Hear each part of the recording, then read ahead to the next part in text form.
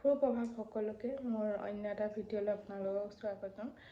তো আজি মই বনাব লৈছোঁ পাটিচপ্তা পিঠা। তো বেংগলী ৰেচিপিয়ে হয়, এইটো বেংগলী পিঠা।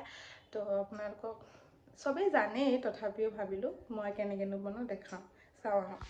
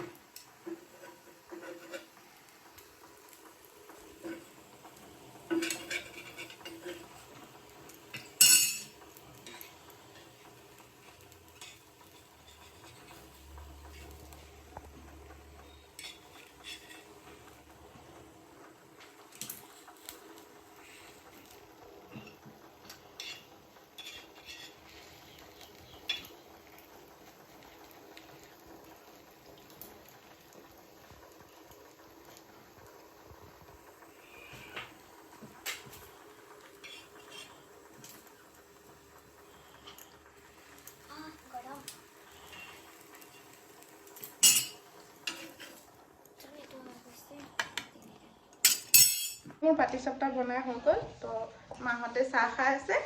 তাই মানুহজনী বৰ পেটা কৰিব পাৰে, এতিয়া মনে মনে থাকিব কৈছোঁ মই ব্লগ বনাওঁ। মোক পাটিচপ্তা খাবলৈ দিয়া নাই, খালি ভুজিয়া দিছে আৰু ৰঙা চাহ খাই ল'লে। এটা দিনৰ কাৰণে মানে দুটা খায়তো, এটা খালে মোৰ হাজবেণ্ডে 3টামান খালে চাগে। তো এফালে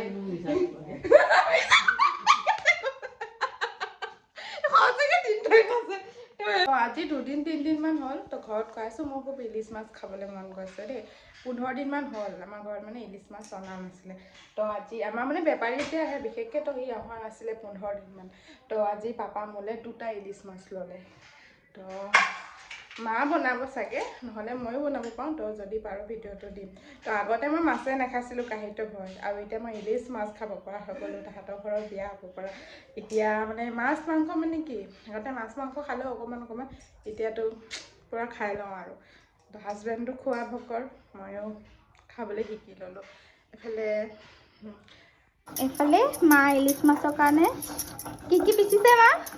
সৰিয়হ আৰু পুষ্ট, জলকীয়া, পিঁয়াজ। পটাত পিচিলে খাবলৈ ভাল লাগে ন। কি দিলে? ইয়াত নিমখ দিলোঁ, হালধি দিলোঁ, পিঁয়াজ কাটি দিলোঁ।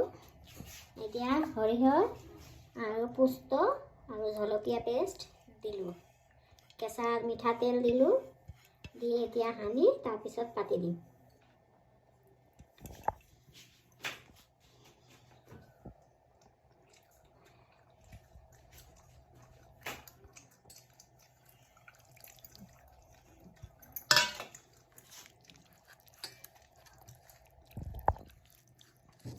মাখি পেনে পিছত বনাব ন? মাখি মানে থৈ দিওঁ, পাছত পাতিম।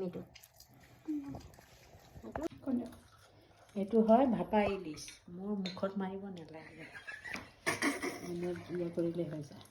হৈ গ'ল। ইলিচ মাছ হৈ গৈছে, মা বনাইছে দেই। এইফালে মই ভাত বনাই আছোঁ, এইফালে মোৰ হাজবেণ্ড খাই আছে চালাড।